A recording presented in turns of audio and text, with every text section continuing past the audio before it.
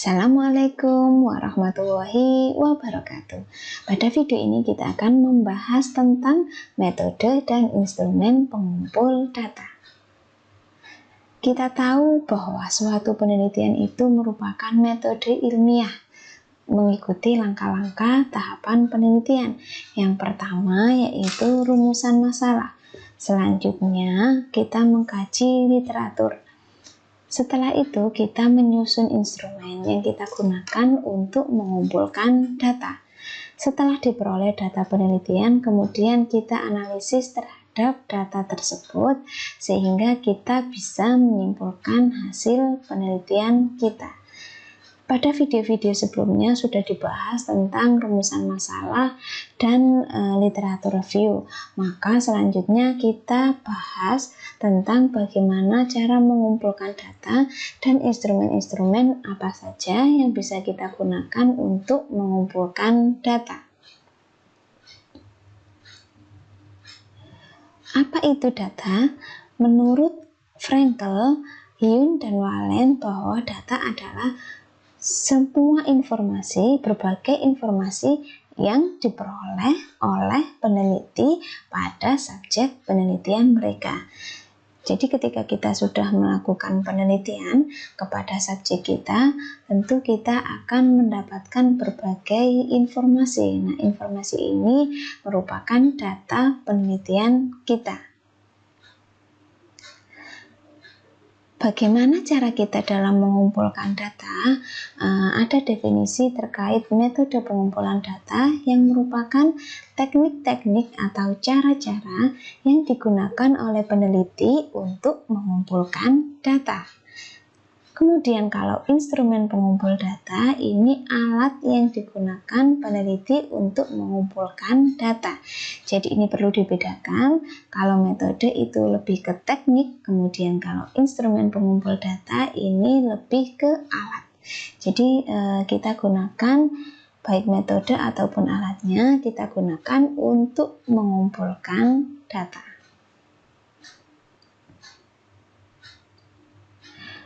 Metode-metode yang bisa kita gunakan untuk mengumpulkan data, yang pertama ada angket, yang kedua ada wawancara, yang ketiga ada observasi, yang keempat ada ujian atau tes, kemudian yang kelima kita bisa menggunakan metode dokumentasi. Pada metode angket kita bisa menggunakan instrumen yang berupa angket, daftar cocok, dan inventory. Pada wawancara, kita bisa menggunakan pedoman wawancara, tape recorder atau video kamera, dan juga buku catatan. Selanjutnya, pada observasi kita bisa menggunakan lembar pengamatan, bisa juga menggunakan daftar cocok atau checklist.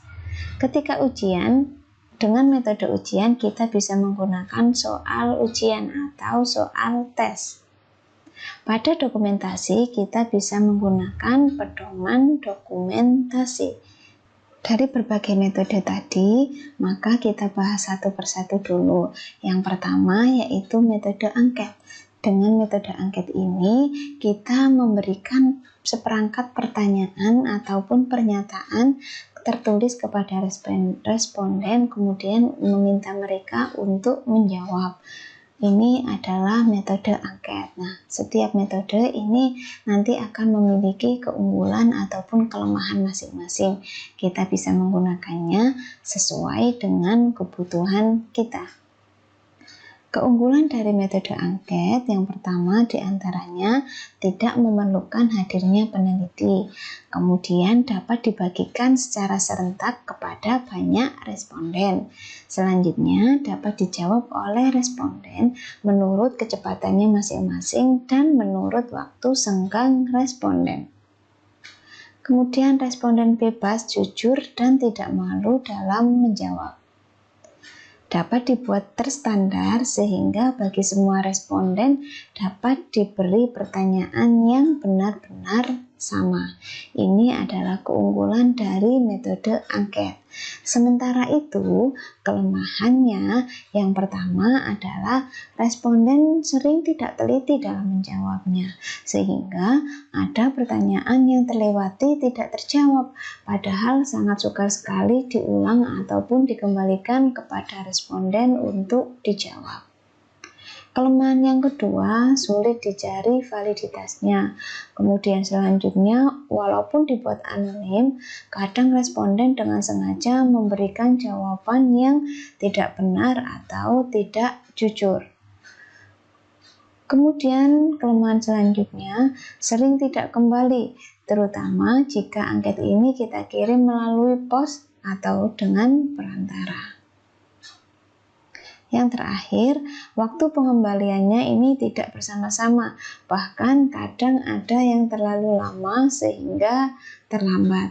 Nah, kelemahan-kelemahan metode angket ini bisa kita atasi ketika kita melakukan penelitiannya dalam satu tempat secara bersamaan. Ini bisa digunakan untuk mengatasi kelemahan dari metode angket. Metode angket, instrumen yang bisa kita gunakan ada angket, ada daftar cocok, dan ada inventory sikap. Di metode angket ini merupakan daftar pertanyaan seputar masalah atau bidang penelitian yang diberikan kepada orang lain yang bersedia.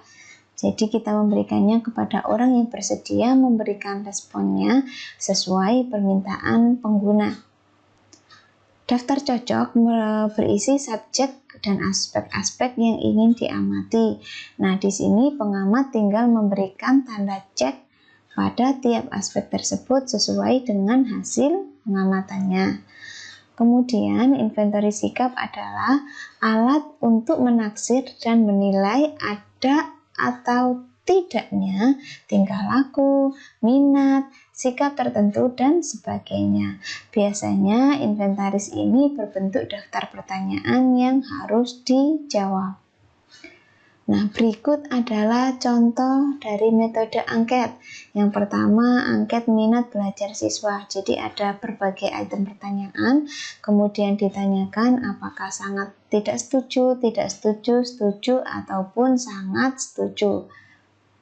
Di daftar cocok, misalnya daftar cocok ketika melakukan penilaian presentasi. Jadi ini responden tinggal memberikan tanda checklist pada baik atau tidak baik. Kemudian untuk inventory sikap, ini bisa menggunakan skala Goodman ataupun rating scale. Kalau skala Goodman ini kita tinggal memberikan tanda checklist pada kolom iya ataupun tidak. Kemudian pada rating scale ini kita memberikan ada berbagai skor, kemudian nanti responden diminta untuk memilih skor tersebut. Ini adalah metode angket. Selanjutnya yang kedua adalah metode wawancara. Metode wawancara ini digunakan untuk memperoleh data dari responden yang kita wawancarai. Keunggulan dari metode wawancara ini sebagai salah satu metode yang terbaik untuk menilai keadaan pribadi seseorang. Kemudian tanpa mengenal batas umur dan pendidikan subjek, selama subjek tersebut dapat memberikan jawaban dari pertanyaan penelitian kita. Kemudian, hampir seluruh penelitian sosial ini banyak menggunakan wawancara sebagai metode pelengkap. Karena sifat keluasannya, metode interview ini atau wawancara ini cocok untuk dipakai sebagai alat verifikasi data yang diperoleh dengan jalan observasi dan kuesioner. Selain keunggulan, ini metode wawancara juga memiliki kelemahan, di antaranya kurang efisien karena boros waktu, tenaga, dan biaya. Kemudian juga tergantung pada kesediaan, kemampuan, dan keadaan subjek yang kita teliti. Jalan dan isi wawancara sangat dipengaruhi oleh keadaan-keadaan sekitar yang memberikan tekanan yang mengganggu. Kemudian kelemahan selanjutnya yaitu perannya haruslah benar-benar menguasai bahasa subjek. Jadi yang mewawancarai harus benar-benar menguasai bahasa dari subjek yang sedang diwawancarai. Pada metode wawancara, kita bisa menggunakan instrumen untuk mengumpul data berupa pedoman wawancara, kemudian tape recorder, kemudian video kamera, ataupun bisa menggunakan buku catatan. Nah, ketika menggunakan berbagai instrumen ini semuanya, ini akan lebih bagus jika semuanya digunakan untuk metode wawancara. Ketika kita menggunakan pedoman wawancara dan menggunakan buku catatan, mungkin ada data-data yang tidak terekam ketika kita mencatat, maka tape recorder atau video kamera merupakan alternatif instrumen pengumpul data pada metode wawancara yang kita gunakan sebagai pelengkap. Metode ketiga yaitu metode observasi. Sama seperti metode-metode sebelumnya, metode ini memiliki keunggulan dan kelemahan. Keunggulannya merupakan alat yang langsung untuk meneliti berbagai macam gejala. Kemudian, bagi seorang yang sibuk, lebih tidak keberatan untuk diamati. Jadi daripada mengisi berbagai jawaban dengan angket, ada orang-orang yang memang lebih memilih untuk diobservasi. Kemudian dapat mencatat secara serempak terjadinya suatu gejala. Selain keunggulan, metode observasi ini memiliki kelemahan, yaitu banyak kejadian-kejadian yang tidak dapat dicapai dengan observasi langsung.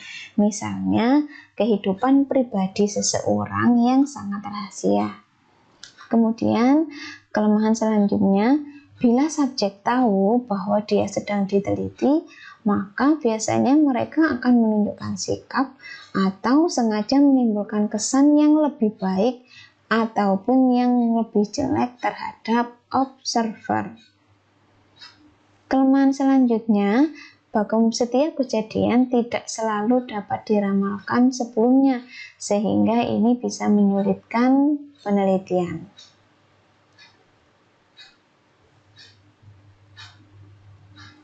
Ini adalah metode observasi. Selanjutnya, metode yang keempat yaitu metode tes untuk memperoleh data tentang keterampilan, pengetahuan, intelijensi maupun kemampuan atau bakat. Metode ini memiliki keunggulan diantaranya yaitu lebih akurat karena tes berulang-ulang dapat direvisi. Kemudian instrumen penelitian yang objektif, jawabannya mudah dijangkau oleh siswa. Nah, kelemahannya hanya dapat mengukur satu aspek data, memerlukan jangka waktu yang cukup lama, hanya mengukur keadaan siswa pada waktu tes. Kemudian kelemahannya selanjutnya yaitu kerjasama antar siswa dalam mengerjakan tes lebih terbuka. Jadi kemungkinan kita tidak bisa mengontrol bahwa ada kerjasama antar siswa yang dilakukan ketika mengikuti tes. Metode yang terakhir untuk mengumpulkan data yaitu metode dokumentasi, merupakan teknik pengumpulan data yang ditujukan untuk mengamati objek tertulis atau terdokumentasi. Nah, metode dokumentasi ini bisa diperoleh melalui buku-buku atau peraturan yang relevan, kemudian laporan kegiatan, dan juga foto-foto ataupun film dokumenter. Instrumen yang digunakan berupa pedoman dokumentasi. Pedoman dokumentasi ini memuat garis besar atau kategori yang akan dicari datanya. Nah, Checklist merupakan daftar variabel yang akan dikumpulkan datanya. Dalam hal ini, peneliti tinggal memberikan tanda setiap pemunculan gejala yang dimaksud. Metode dokumentasi ini sama seperti metode-metode sebelumnya, memiliki keunggulan yang pertama, dapat memberikan informasi pada masa lampau, dapat digunakan untuk menghubungkan kejadian masa lalu dengan kondisi sekarang. Selanjutnya, dapat merekam atau memperoleh berbagai jenis data. Kemudian, kelemahan dari metode dokumentasi adalah pencatatan dokumen perlu disikapi dengan kritis. Kemudian, jika ada pencatatan yang tidak lengkap karena suatu hal, maka akan mempersulit dalam pengambilan keputusan. Nah, ini adalah berbagai metode-metode yang bisa kita gunakan dalam mengumpulkan data.